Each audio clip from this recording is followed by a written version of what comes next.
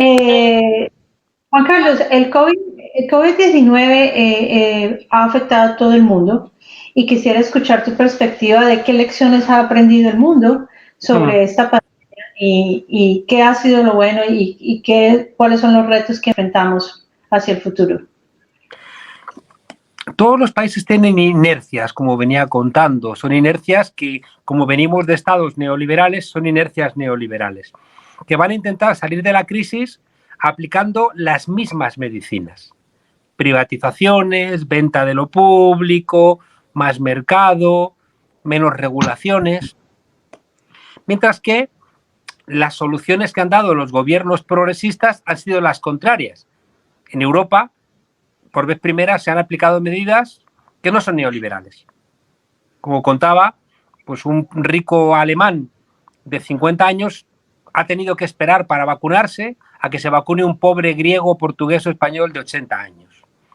¿Por qué? Porque hubiera supuesto una respuesta popular muy fuerte, que se estuviera muriendo la gente y que los ricos tuvieran prioridad para vacunarse por encima de la gente humilde. Bueno, ¿ahí qué ha ocurrido? Ahí ha ocurrido que, por un lado, hay un shock de la COVID-19 que implica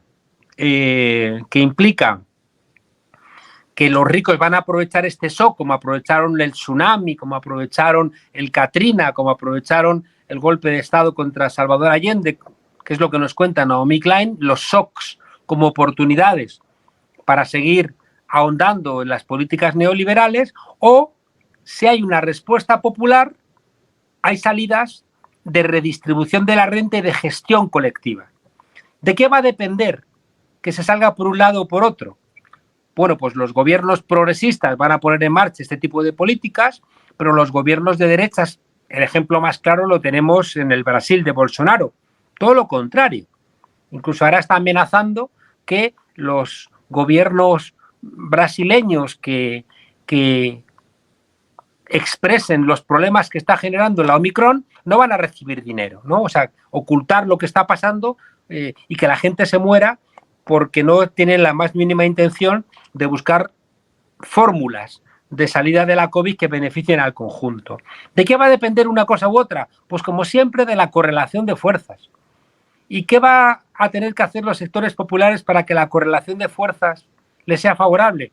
Abrir en todos los países grandes conversaciones que transformen el dolor que hemos elaborado con el confinamiento, con no poder dar acompañamiento a los abuelos que se han muerto, con no poder haber encontrado respuestas, ¿no? para todo este dolor que ha generado la COVID en todas nuestras poblaciones, transformar todo ese dolor en la posibilidad de una sociedad más solidaria, una sociedad donde los problemas los solventemos entre todos. Muy interesante. Uno de los otros cambios que estamos enfrentando globalmente es el cambio climático y el calentamiento global. ¿Cuál es tu perspectiva del papel de España, del papel de Europa, del papel de Latinoamérica en el manejo de este reto que tenemos como humanidad? Hoy sabemos que estamos en lo que se llama el antropoceno, es decir, en una edad geológica donde es la mano humana la que está construyendo la realidad física de nuestro planeta. Y lo que sabemos por el panel sobre cambio climático de Naciones Unidas es que el calentamiento global es la máxima amenaza que tenemos los seres humanos ahora mismo en el mundo, la máxima. Y claro, cuando vemos la respuesta de los países ricos, pues no somos muy optimistas, porque se está trasladando, ¿no?, a un futuro muy lejano la decisión de no seguir utilizando combustibles fósiles y de buscar, ya digo, soluciones alternativas que eviten el calentamiento global, que haría que países puedan desaparecer, entre ellos Colombia, ¿no? Y por tanto, es una urgencia. O sea, ¿cuántos más cataclismos naturales tenemos que ver para tomar una decisión? Pero claro, por las inercias económicas es muy complicado. Hay un gran debate en España y en Europa, y supongo que también en Colombia, acerca de esta película con Leonardo DiCaprio, No mires arriba, donde viene un meteorito y no queremos ver el meteorito. Y el meteorito, como contaba Petro recientemente en España, el meteorito no está arriba, el meteorito está abajo. Y que seguimos quemando carbón y si seguimos quemando petróleo, si seguimos consumiendo tanta carne, si seguimos dedicando tanta superficie, no para generar alimentos vegetales para los seres humanos, sino pasto para la carne, pues seguramente vamos a tener profundas dificultades para sobrevivir como seres humanos. Ahí mi optimismo viene por la gente más joven y también por los pueblos originarios, que son los que tienen una relación con la tierra que hemos perdido en las grandes urbes europeas. Y por tanto, digamos que entonces somos pesimistas esperanzados. Pesimistas porque la lógica consumista en la película esta de No mires arriba van a plantear, no, que venga el meteorito porque viene con minerales y esos minerales van a generar puestos de trabajo, ¿no? Entonces, en esa elección macabra que le dan a los pueblos, si quieres trabajo, tienes que morirte. Si quieres comer carne, tienes que comer mala carne, que contamina. Ya digo, si quieres trabajar, tienes que enemistarte con los otros trabajadores. Son elecciones, ya digo, macabras, con un contenido mortal terrible, que tenemos que salir de ellas. Es la parte pesimista, pero la parte esperanzada es, bueno, que la lógica de los pueblos indígenas se ha trasladado a constituciones como la ecuatoriana, la boliviana, y que las generaciones más jóvenes tienen un compromiso medioambiental que como las generaciones que más tiempo van a vivir en el planeta, están reclamando un comportamiento que les permita tener un planeta. En Colombia, por los últimos 200 años ha gobernado la derecha o la extrema derecha. Y en el 2022 enfrentamos nuevamente esa elección como país entre las diferentes fuerzas políticas. Como líder de Podemos, ¿tú qué crees que puede aprender el país, que puede aprender Colombia, que puede aprender la izquierda colombiana sobre cómo llegar a tener una participación más activa en el poder y a gobernar en Colombia? En el viaje reciente que ha hecho Gustavo Petro a España, con actos multitudinarios en Barcelona y en Madrid, nos ha dejado varios mensajes que contestan a su pregunta. Uno de ellos hacía referencia a esos casi 8 millones de colombianos y colombianas que están en la diáspora y de las que nadie nunca se ha acordado, ni Uribe ni Duque, y que reclaman también una atención consular y en sus embajadas. Nos contaba Petro que se reunió con diferentes actores políticos y cada uno de ellos le lanzó un mensaje que él entendió que era muy relevante. Él planteó que se reunió con los empresarios españoles, que al señor Uribe le debe parecer que son comunistas bolcheviques, pero los empresarios españoles se reunieron con Gustavo Petro porque están convencidos de que va a ser el próximo presidente de Colombia y por tanto tenían interés en acordar con ellos. Sí, contaba Petro que sacó de esa reunión y del ejemplo de España cómo hace falta para Colombia un diálogo entre el capital y el trabajo, un diálogo entre los empresarios y los trabajadores y sus representantes, como una manera de abrir un diálogo que cuando en Colombia se han reclamado subidas salariales, los gobiernos de la derecha los han solventado disparando contra el pueblo. Planteaba igual que se había reunido, ¿no?, con gente de Podemos, de Unidas Podemos, del Ministerio de Asuntos Sociales, y le había trasladado la importancia que tiene la Agenda 2030, que es como se ha llamado siempre a los objetivos del milenio, y que es la agenda que planteaba Petro que hace falta para Colombia, una agenda donde se respeten los objetivos del milenio, que son los objetivos de desarrollo humano, de empleo, de educación, de vivienda, de salud, elementos básicos que ahora mismo faltan en Colombia y que por lo que nos contaba Petro, articulan el programa con el cual él quiere gobernar el país. Planteaba también en otras reuniones cómo había entendido que la democracia y, por tanto, el diálogo es la forma de resolución de conflictos. ¿Cómo no puede ser que el paro nacional lo solvente el presidente Duque asesinando a los jóvenes de la primera línea, o vaciándoles las cuencas de los ojos, o desapareciéndoles, o encarcelándoles? Y claro, planteaba Petro que él quería, ¿no?, viendo el ejemplo de España, aprender de la transición española en lo mejor que pueda tener esta transición. Es decir, España abandonó un régimen fascista y caminó hacia un régimen democrático, es verdad que con problemas y con elementos aún pendientes, pero es verdad que se fue dejando atrás el régimen fascista y hay cosas que pasan en Colombia que hoy no pueden pasar en España, como que protestes y manden a los paramilitares a que te asesinen, ¿no? Como ha ocurrido constantemente en tiempos de Uribe, en tiempos de Santos, en tiempos de Duque. Y planteaba, y creo que esta es la reflexión más relevante de Gustavo Petro, cómo Colombia tiene que hacer una transición de este régimen extractivista, de este régimen del carbón, de este régimen autoritario, de este régimen de la violencia, de este régimen de la injusticia, a un régimen democrático, de la justicia, de la economía sostenible, del diálogo, de la solución de los derechos humanos, de la entrega de políticas públicas democráticas para las mayorías, y que esa transición que necesita Colombia se tiene que hacer con diálogo, no se tiene que hacer con violencia, ni se tiene que hacer forzando en exceso el brazo, sobre todo a los que estén dispuestos, ¿no?, a transitar. Otra cosa será con los que se nieguen, ¿no?, a caminar en pos de la democracia, a los cuales se les tendrá que aplicar no lo que ellos aplican, que es la ley de las balas, sino el Estado de Derecho. Y creo que ese compromiso de Petro de hacer una transición en Colombia, que es una idea muy novedosa, creo que es muy esperanzadora para el país.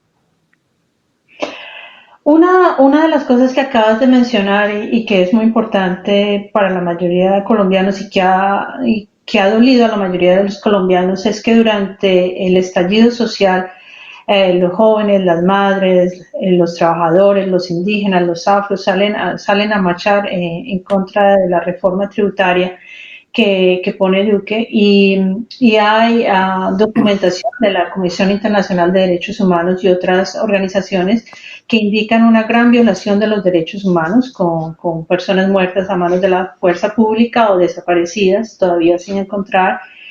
Y una de las preguntas que tiene Colombia es por qué la comunidad internacional no ha hecho más para intervenir y por qué se sanciona a Venezuela, no se sanciona a Colombia y no se toman medidas más drásticas para pasar esta página que estamos viviendo de represión absoluta.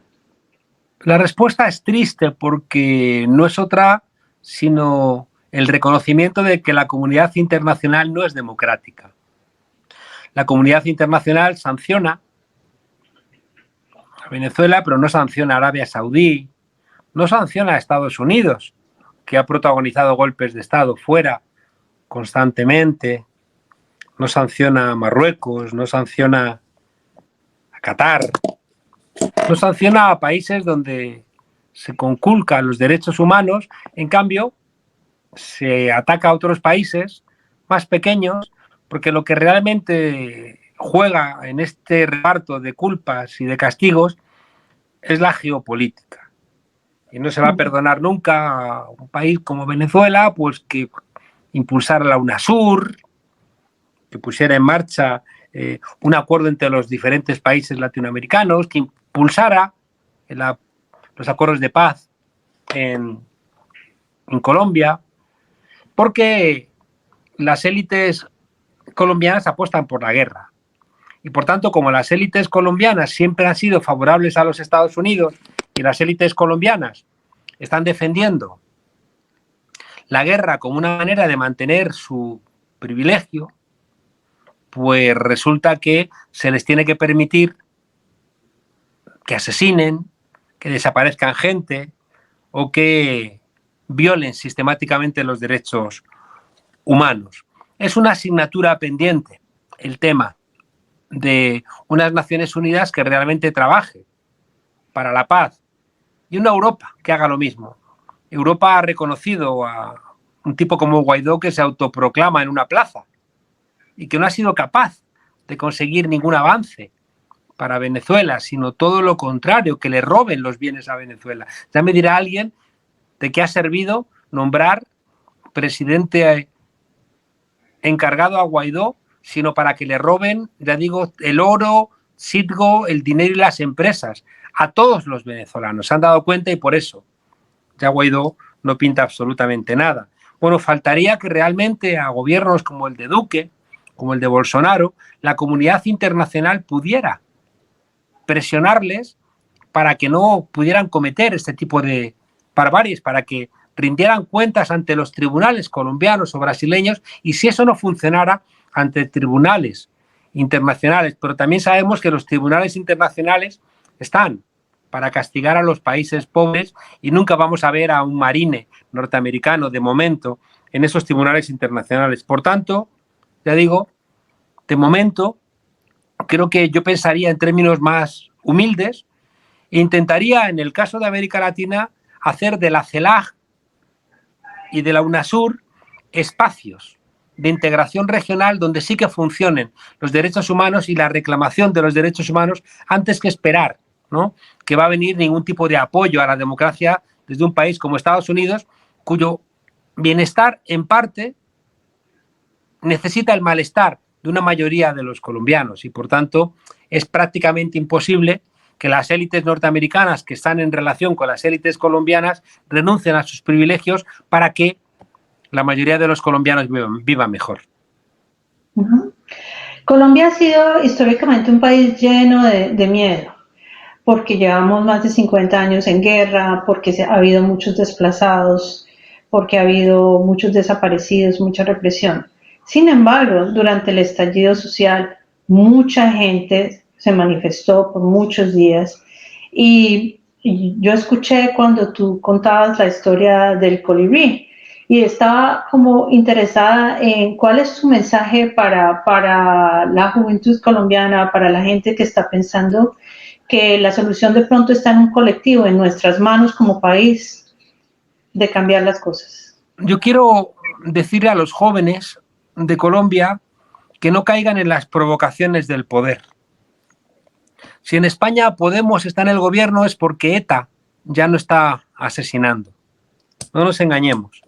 Si ETA siguiera asesinando, nunca hubiera existido el movimiento de los indignados, nunca lo hubieran permitido.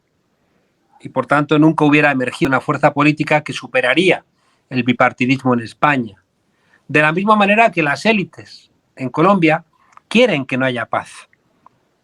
Desean profundamente que los jóvenes pasen a la guerrilla, porque ahí tienen la argumentación para seguir gobernando ese país.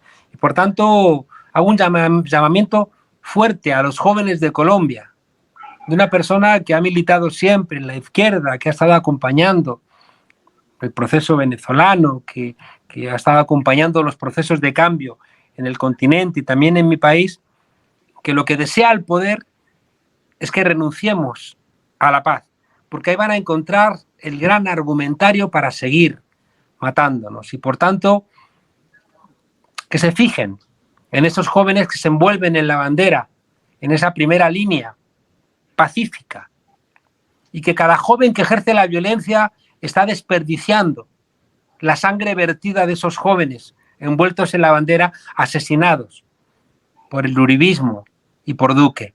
Y que la mejor manera de hacer honra y memoria de esos jóvenes asesinados, de esa gente que ha perdido los ojos, de esos desaparecidos, de esa gente que está presa, es seguir manifestándose pacíficamente, porque es la paz precisamente lo que más desarma los intereses asesinos de las élites colombianas.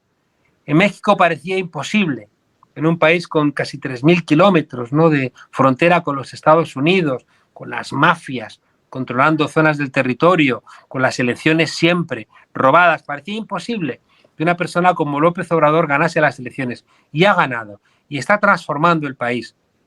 Por tanto, la salida es electoral. Sin olvidar que después, cuando gane Gustavo Petro, hay que seguir empujando en las calles. Y que esa es la solución. Eso es lo que hemos hecho en España para conseguir derechos para las mayorías y lo que nos queda. Y nada desearían más las élites en España que regresara otra vez la violencia. No, ese tiempo ya ha pasado. Y por tanto nuestra salida es pacífica en las urnas y en las calles. Pero ya digo, siempre de manera pacífica. Uno de los cambios de transformación que hemos visto recientemente en Latinoamérica es Chile. Es un proceso que también duró muchos años, y hay muchas diferencias entre Colombia y Chile, pero me encantaría escuchar tu perspectiva de qué podría Colombia aprender del cambio que se logró en Chile. Hay una parte que es la más complicada que ya la ha hecho Colombia, que es la respuesta popular. Es decir, si Chile está cambiando es por el estallido social, frente a la subida de 30 pesos de los transportes, que decía a los jóvenes no son 30 pesos, son 30 años.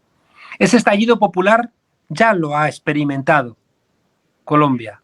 Son los 8 millones de votos que tuvo también Gustavo Petro. Es ese paro nacional, es esa reclamación de la paz y de los derechos, de esa juventud, de esas mingas, de esos campesinos, de esa gente que no soporta que el poder esté asesinando a líderes sociales y que ha salido a las calles. Eso es lo más complicado. Eso es lo que no puedes chasquear los dedos o agitar una varita y que de repente ocurra. El movimiento social es lo complicado. Lo otro es más sencillo. Después del movimiento social viene la constituyente y viene la victoria de Boric. Después del paro nacional viene la victoria de Gustavo Petro, igual que después del 15M viene el gobierno de coalición en España. Y por tanto, te digo, lo que hace falta es que los colombianos y las colombianas se den cuenta de que lo más difícil ya lo han hecho. Y ahora solamente falta la gente de fuera que se registre en los consulados para ir a votar y la gente en Colombia que ese día vaya a votar por muchas dificultades que ponga al poder. Porque con la victoria de Petro creo que las manecillas del reloj dejan de ir marcha atrás en Colombia y se incorpora a esa América Latina de Lula, de López Obrador, de Evo Morales y Luis Arce, de Correa, de Alberto Fernández y Cristina Fernández de Kirchner, de Néstor, a esa América Latina, ya digo, que si fue el continente que primero sufrió el neoliberalismo, tiene el derecho de ser el primer continente que salga, el primero, del neoliberalismo. Muchas de las personas que se abstienen de votar en Colombia, donde el voto no es obligatorio, en Colombia solamente el 50% de la población vota, y fuera del país, los colombianos en el exterior, menos del 20% vota. Muchos han argumentado que es porque no creen en la institución de la Registraduría Nacional. Y yo quería preguntarte, ¿qué puede hacer España, qué puede hacer la comunidad internacional para crear más de una veeduría más creíble y que le dé confianza a la gente? ¿Y qué otro mensaje le das a la gente sobre esa importancia del voto, aun si tienen dudas sobre la transparencia de la registraduría? En estas elecciones creo que es la primera vez donde la comunidad internacional está más atenta a lo que va a ocurrir en Colombia, igual que pasó en Chile o en México, porque la comunidad internacional es consciente de que la derecha mexicana, la derecha chilena o la derecha colombiana iba a conspirar para evitar que realmente se registrara el voto popular. Creo que esa mirada atenta de la comunidad internacional hace más difícil el fraude. Creo que este acompañamiento de que, por ejemplo, en los consulados en Madrid, en Barcelona, haya una mirada también atenta de la administración española para garantizar que no se hacen trampas, creo que va en la dirección correcta. México ha sido un país que desde 1988 ha visto cómo le robaban las elecciones. Desde 1988. Elección tras elección se la robaban a la izquierda, 3 de ellas a López Obrador. Y sin embargo la última no pudieron robársela. En primer lugar porque el voto fue tan masivo que había fraude. Si las elecciones se solventan con 100.000 votos, claro que te las pueden robar. También en España, en cualquier lugar. Si son pequeñitas van a intentar forzar. Recordemos en Estados Unidos. Trump estaba diciendo, búsquenme 10.000 votos, 10.000, para intentar tergiversar el resultado electoral. Y él presionó para cambiar 10.000 votos en Estados Unidos. En cambio, si estamos hablando de millones de votos, no es posible el cambio. Por tanto, la gente tiene que saber que cada voto vale y que nadie tiene derecho, nadie que quiera a Colombia tiene derecho a quedarse en su casa. Nadie a que le duela esa gente que están disparándole tiene derecho a quedarse en su casa. Nadie que le duela que los jóvenes no puedan estudiar tiene derecho a quedarse en su casa. Nadie a quien le duela ver cómo Colombia sufre la devastación medioambiental tiene derecho a quedarse en su casa. Porque ahora mismo es la posibilidad, ahora mismo, en estas elecciones, de que Colombia recupere su espacio en el mundo, para que cuando escuchemos en España Colombia no pensemos en narcos ni en paracos, sino que cuando escuchemos el nombre de Colombia pensemos en un país que está avanzando, que nos da alegrías, que forma parte de ese impulso de alegría de América Latina. Y por tanto, en estas elecciones, ni un solo voto en casa. La gente en el exterior tiene todavía mañana y pasado para ir a los consulados a registrarse. Que lo hagan por respeto a sí mismos y por respeto a su país y por respeto al continente latinoamericano y por respeto al mundo, porque la pelea en el voto ahora mismo es la pelea que estamos poniendo en marcha todos para que nuestros países sean más decentes.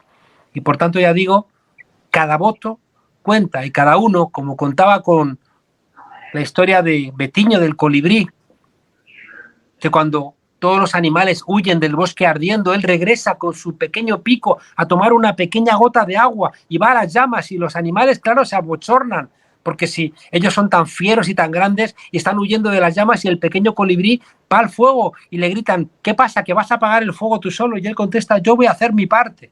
Bueno, pues en las elecciones cada voto cuenta y que nadie se olvide. El voto de cada persona que nos está escuchando vale igual que el voto de Uribe. Hoy no. Hoy Uribe vota. Hoy Duque vota. Los poderosos votan todos los días. Todos los días. Pero cuidado, el día de las elecciones, que es el día que más cuenta, ese día vale igual el voto de Duque y el voto de Uribe que el voto de un muchacho o muchacha que tiene por vez primera el derecho al voto y que ha estado saliendo a las calles para tener un futuro digno en su país. La registraduría de Colombia el 29 de diciembre da el contrato de conteo de votos a una compañía privada que se llama Indra, española, que solo compitió consigo misma y es como el escándalo de hoy en Colombia. Es esa compañía... ¿qué se sabe de esa compañía y de ese proceso? Es una compañía donde, bueno, el proceso en sí no fue transparente, entonces simplemente tu opinión sobre lo que se pueda decir sobre esa... Decía el general Perón que el ser humano es bueno, pero que si lo vigilas es mejor. Yo creo que no hay por qué ni desconfiar ni que fiarse de estas empresas siempre y cuando estén auditadas. No se le puede entregar a ninguna empresa privada que puede ser susceptible de responder a un latigazo de 5 millones de dólares y que por tanto hay que auditar a Indra. Y yo mañana mismo voy a hablar con mis compañeros del gobierno a recordarles que desde el gobierno de España se interesen por el comportamiento de Indra en Colombia para garantizar que una empresa que tiene capital español no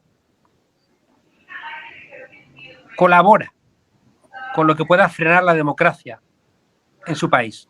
Yo creo que los colombianos y las colombianas, el equipo de Petro tiene que garantizar, como ocurre en otros países, en Venezuela, que acaba de perder Barinas, lo ha perdido.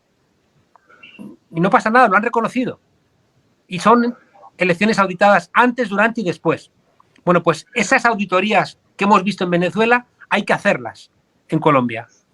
y por la parte que me corresponde voy a intentar enterarme, conocer y verificar que eso va a ser así. Es decir, que las elecciones en Colombia tengan auditorías donde haya gente del equipo de Petro en todo el país que garantice que el resultado final se corresponde con lo que han votado las colombianas y los colombianos.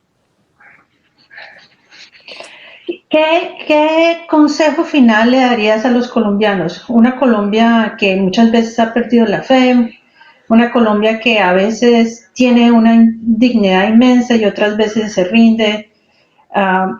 ¿Qué consejo le darías tú a nosotros, todos los colombianos, que quisiéramos un país en paz, que quisiéramos un país donde no haya guerra, que quisiéramos un país con un mejor futuro, donde se protegiera nuestro ambiente, nuestro Amazonas, nuestra vida, el derecho a la vida?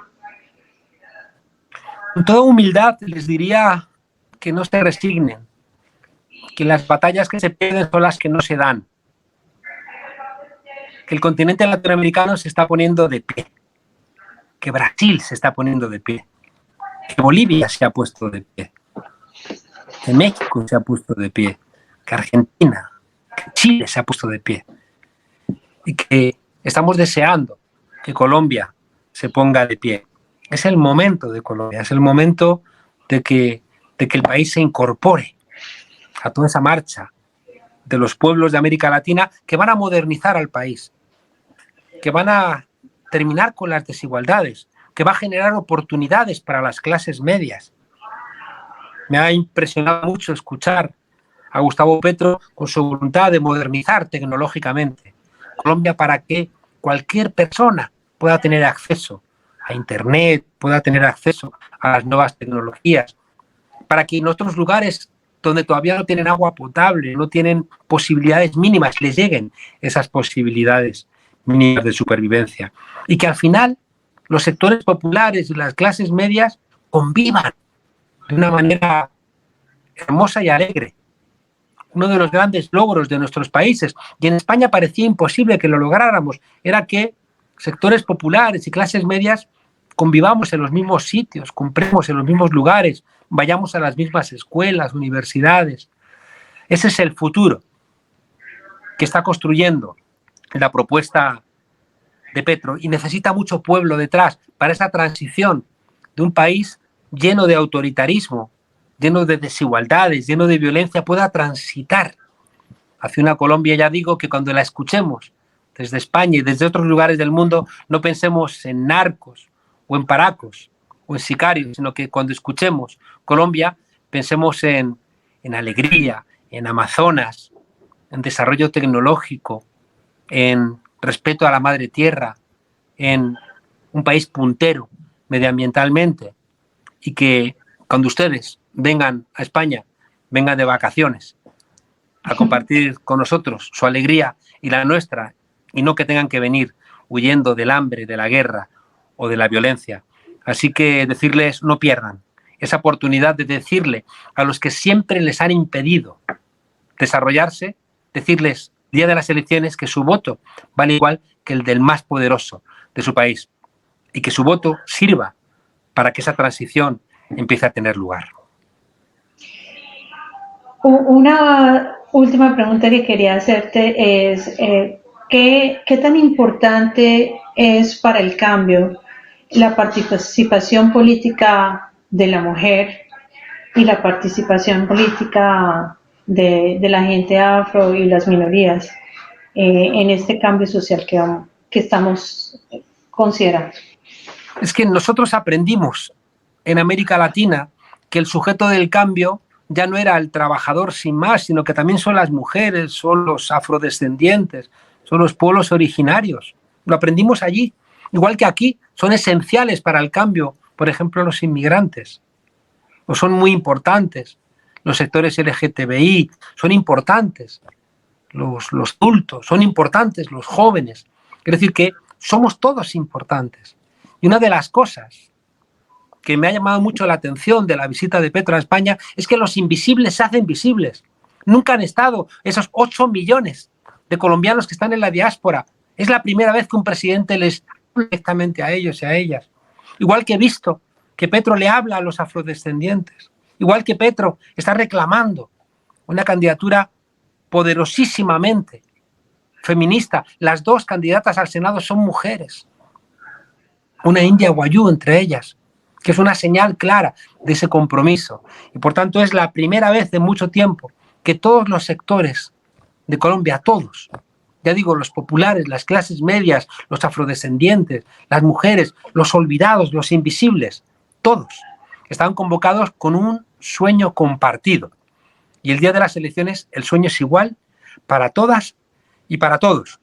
Y por eso es muy importante que ni un solo voto, ni de mujer, ni de afrodescendiente, ni de indígena, ni de joven, ni de estudiante, ni de anciano, ni de pensionista, ni de nadie, nadie se quede en su casa, porque es el momento. Es un regalo que les da a ustedes la historia de formar parte del cambio en su país. Así que aprovéchelo y sean parte de esa alegría que se viene para Colombia. Muchísimas gracias, Juan Carlos. Es un honor tenerte en esta charla y te agradecemos muchísimo compartir toda esa visión y esas reflexiones con Colombia y con los colombianos y colombianas. Muchas gracias. A ustedes. Gracias a ustedes y ojalá, igual que la última alegría que nos ha dado Colombia, la próxima alegría sea Colombia. Un abrazo muy fuerte, hermano, desde Madrid, desde España. Hasta pronto. Hasta pronto. Muchas gracias.